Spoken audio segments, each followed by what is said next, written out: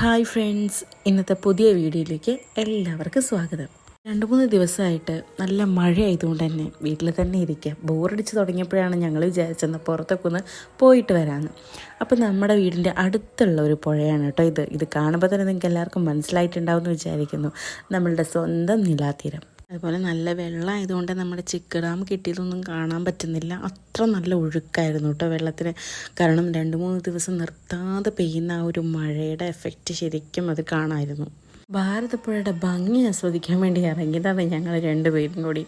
നോക്കുമ്പോൾ അവിടെ ആരുമില്ല, ഞങ്ങൾ മാത്രം. ഞാൻ വിചാരിച്ചത് മീൻ പിടിക്കാനൊക്കെ ആൾക്കാരുണ്ടാവും, അപ്പോൾ മീൻ പിടിക്കുന്നത് കാണാമല്ലോ, കുറച്ച് വാങ്ങാമല്ലോ എന്നൊക്കെ വിചാരിച്ച് ഇറങ്ങിയതാ. നോക്കുമ്പോൾ ആരുമില്ല. ഞങ്ങൾ ശരിക്കും ചമ്മിപ്പോയി എന്ന് വേണം പറയാൻ. പിന്നെ ഞങ്ങൾ കുറച്ച് ഫോട്ടോസൊക്കെ എടുത്ത് മഴയൊക്കെ ആസ്വദിച്ച് കുറേ നേരം മഴയൊക്കെ നനഞ്ഞ് അങ്ങനെയൊക്കെയാണ്.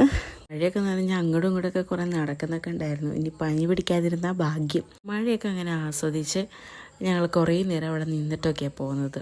നല്ല രസമായിരുന്നു അത് കാണാനും. മഴ പെയ്തുകൊണ്ടേയിരിക്കുകയാണ്, ഒന്ന് നിൽക്കുന്ന പോലും ഇല്ല, ഒന്ന് ചാറിക്കൊണ്ടേയിരിക്കുകയായിരുന്നു. പിന്നെ ആകുമ്പോഴേക്കും മഴയുടെ ശക്തിയൊക്കെ കൂടാൻ തുടങ്ങി. ആ ഒരു ടൈമിലാണ് നമ്മൾ നമ്മുടെ നാടിൻ്റെ ഭംഗി കാണാന്നൊക്കെ പറയില്ലേ. നമുക്ക് എല്ലാവർക്കും അറിയാം, നമ്മുടെ ഭാരതപ്പുഴയ്ക്ക് ഭാരതപ്പുഴ എന്നുള്ള പേര് മാത്രമല്ല, ഓരോ നാട്ടിലും ഓരോ പേരുകളാണ്. ഇപ്പോൾ ഗായത്രിപ്പുഴ എന്ന് പറയുന്നുണ്ട്, അതേപോലെ മംഗലം നദി, നിളയാണ് ഏറ്റവും തോന്നുന്നു ഫേമസ്. എനിക്ക് അത്ര അറിയുള്ളൂ. അങ്ങനെ ഞങ്ങൾ തിരിച്ചു വരികയാണ്. അവിടെ സൂപ്പറായിട്ടുള്ള പാടങ്ങൾ, കണ്ണെത്താ ദൂരത്തോളം പാടം എന്നൊക്കെ പറഞ്ഞ പോലെ നമ്മുടെ സാഹിത്യകാരന്മാരൊക്കെ പറയുന്ന അതേപോലെ.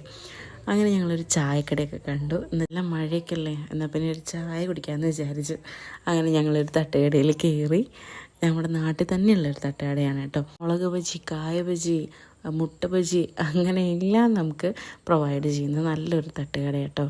ഞാനങ്ങനെ പൊക്കവടയും നല്ല ചമ്മന്തിയൊക്കെ കൂട്ടി ആസ്വദിച്ചങ്ങോട്ട് കഴിച്ചു. ഈ വീഡിയോ ഇഷ്ടമായാൽ നിങ്ങളെല്ലാവരും ലൈക്ക് ചെയ്യണം, കമൻറ്റ് ചെയ്യണം, ഷെയർ ചെയ്യണം, and please subscribe my channel. Thank you.